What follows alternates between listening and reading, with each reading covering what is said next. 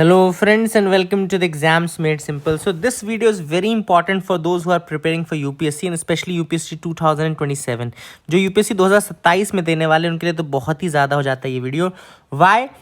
Because in this video I'm going to solve one of the major problems when you should start prelims mock test. First question.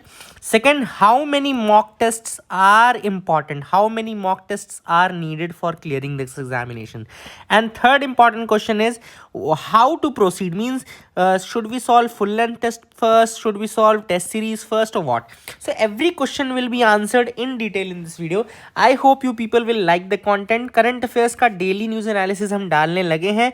Now we will focus on strategy based videos as well, जो कि prelims के लिए, mains के लिए, plus static content भी मैं शुरू करूंगा. So I hope you people will enjoy it. Now so the first thing is that the aspirants they fail in two opposite veg.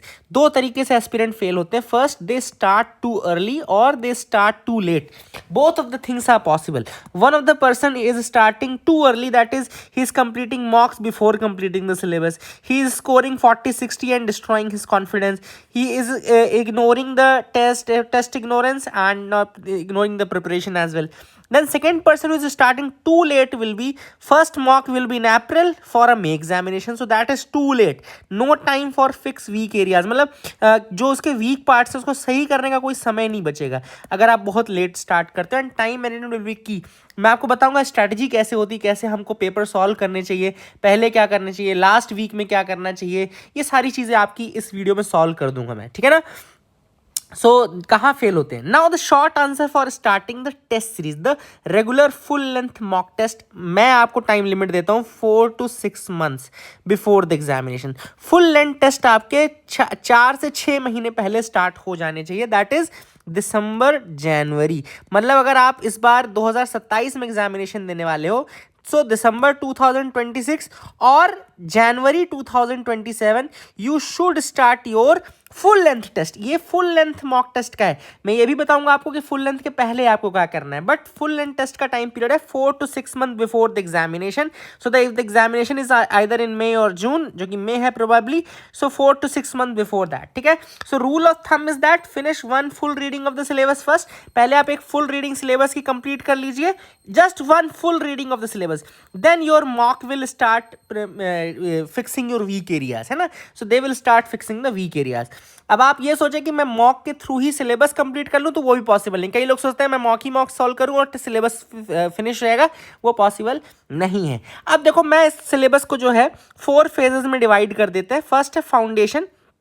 Foundation लगभग 1 साल पहले शुरू हो जाती है. 12 से 7 से 12 महीने में फाउंडेशन शुरू होती है, जहाँ पे आप सेक्शनल टेस्ट लगाते हो. मतलब जनवरी के पहले आप सेक्शनल टेस्ट लगाते हो. फॉर एग्जांपल आपने हिस्ट्री कंप्लीट कर ली तो आप केवल हिस्ट्री के पेपर सॉल्व करोगे. आपने पॉलिटी कंप्लीट कर ली तो you will solve the polity question. जैसे कई लोग का डाउट है कि सर अभी अगस्त में क्या करें या सितंबर में क्या करें, तो अगस्त या सितंबर जैसे ही आपका कोई पार्ट कंप्लीट होता है, for example history suppose modern complete हो गया, तो आप मॉडर्न के टेस्ट पेपर लगा लो. That is very simple. तो इसको मैं बोलता हूँ फाउंडेशनल टेस्ट. फाउंडेशनल टेस्ट आपके सेक्शनल टेस्ट होते हैं और आप ये सब सॉल्व करते हैं जब आपका एक सब्जेक्ट कंप्लीट हो जाता है. They are sectional test and they are prepared, they are attempted only after completing the subject. Then December to Jan का जो पीरियड है, that I consider as ignition phase. और इग्निशन फेज में आप first full length मॉक्स देना शुरू करते हो, 1 per week. Remember this, 1 test per week. December to January आप स्टार्ट कर देते हो 1 टेस्ट पर वीक. ये इग्निशन फेज है. देन थर्ड फेज आता है एक्सेलरेशन फेज. एक्सेलरेशन फेज आपका फेब मार्च में शुरू हो जाएगा. फेब मार्च में आप एक्सेलरेशन फेज में आओगे, जहां पे you will solve 2 mock per week plus previous year questions. 2 mock per week plus previous year question solve करोगे. ये आपका फेब से मार्च वाले पार्ट में शुरू होगा. That is very important. And last जो फेज है वो सिमुलेशन फेज है, जैसे जो अप्रैल और मई का टाइम पीरियड रहेगा. यहाँ पे आप 3 टेस्ट पर डे पर उसमें सॉल्व करोगे वीक में. लेकिन एग्जैक्ट एग्जाम कंडीशंस में, जो अप्रैल और मई है, एग्जैक्ट एग्जाम कंडीशंस का मतलब क्या है कि टाइमिंग भी आपको प्रीलिम्स वाली रखनी है ना. टेस्ट आपको स्ट्रिक्टली वही 2 घंटे जैसा टाइम पीरियड है वैसे सॉल्व करना है. And this is how you will proceed. तो this is the 4 phases: foundation, ignition, acceleration and simulation phase. Foundation में मैंने आपको बता दिया सेक्शनल टेस्ट करने हैं आपको, जैसे finish a subject, finish a topic, polity, economy, modern, and उसके बाद सॉल्व। यहाँ कोई फुल लेंथ पेपर आप सॉल्व नहीं करेंगे। गोल इसमें है कि आपको 70+ एक्यूरेसी लानी है, मतलब मैं तो कहता हूँ 80-90 लानी चाहिए आपको, बट ठीक है एटलीस्ट 70+ आपको एक्यूरेसी रखनी है। Ignition full length test papers आपको रखने हैं। यहाँ पे आप 1 फुल लेंथ जीएस का मॉक पर वीक करोगे। Quality will matter over quantity, quantity नहीं बढ़ानी है। Expect 70 to 90 marks out of 200, 70 से 90 के बीच में आपके आएंगे 200 में से। ये आपका रेगुलर रहेगा, ये नॉर्मल है, डू नॉट पैनिक। ये भी आपको बता दूं, इस स्टेज में पैनिक नहीं करना है। कई लोग को लगता है कि 70 नंबर आ रहे हैं, 80 नंबर आ रहे हैं, I am not good enough for the prelims. ये नॉर्मल है, do not panic in this phase.